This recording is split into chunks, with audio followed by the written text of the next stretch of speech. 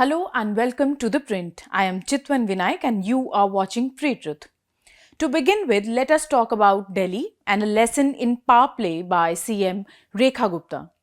Barely 10 weeks since former student leader Rekha Gupta assumed charge as Delhi's chief minister, there are talks about her differences with Education Minister Ashish Sood, a confidant of outgoing BJP President JP Nadda, who was also in the race for the CM's post. At the convocation ceremony of a university earlier this month, Gupta recounted an incident from her days at Delhi University where Sood was her senior. Gupta said, and I quote, "Ashish Soodji was also my senior with me, but I sat in the first vehicle I got. He was waiting. He thought that I would only go if I got a bigger vehicle. I said, no, I will go even in a smaller rickshaw. So I became the councillor first, contested the MLA election first, and my number came early for becoming the chief minister too." Sood was on stage when she said this. Gupta then went on to praise Sood for his keen interest in education, but tongues haven't stopped wagging since then. Her constant comments about school fee hikes and other education-related matters may not be very pleasing to the education minister's ears. Now, let us talk about BJP's strategy to avoid a setback on Waqf Act.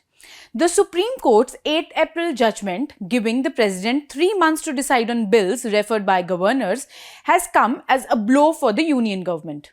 Within sections of the BJP, it is being seen as judicial overreach.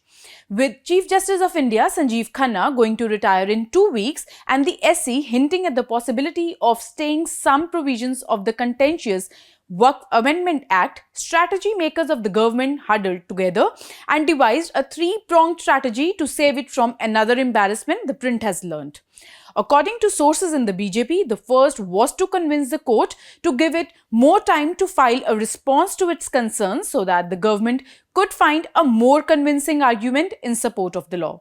So it promptly assured the court that it will not move forward with the implementation of key provisions to prevent a stay.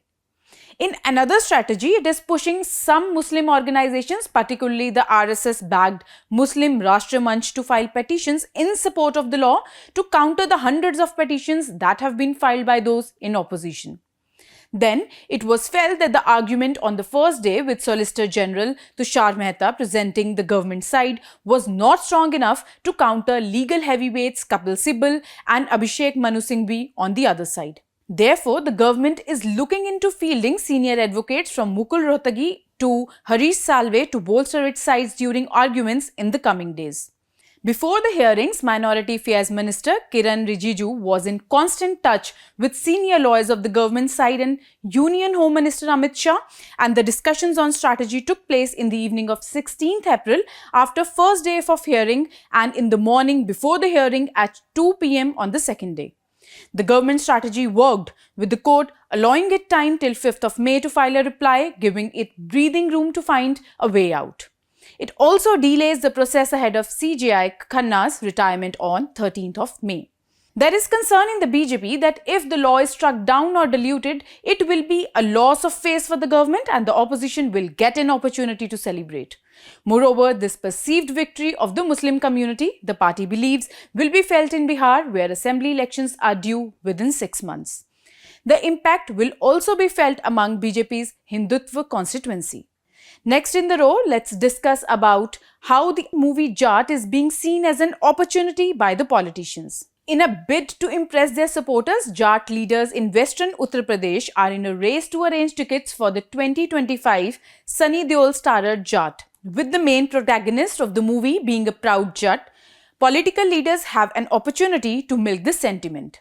In that process, RLD supporters, seeing it as an opportunity to watch a movie with their Jat bhais, are enjoying a double lottery by taking tickets from both BJP leader Sanjeev Balian and Samajwadi Party MP Harendra Malik. A local RLD leader said, "Hamari chandi dono taraf hai." However, the leader says RLD leader Jayant Chaudhary has missed out. The local RLD leader said Chaudhary should also have understood the local sentiment and arranged for passes, but he missed the opportunity. Lastly, we shift focus to Maharashtra. There have been so many instances of rifts and conflicts between the three leaders of Maharashtra's Mahayuti that any minor indication of discord these days sets off talks about whether all is well between Devendra Fadnavis, Ajit Pawar, and Eknath Shinde. The most recent such incident was at Ambedkar Jayanti celebration, where while CM Fadnavis and the governor addressed the gathering, the deputy CMs Shinde and Pawar did not get a chance. The official reason was that there wasn't enough time.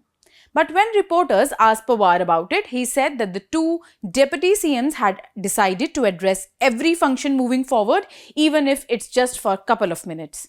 He cheekily added that this decision was not to satisfy the egos of two leaders, but to satisfy the media, which seemed to be more concerned about their well-being in the alliance.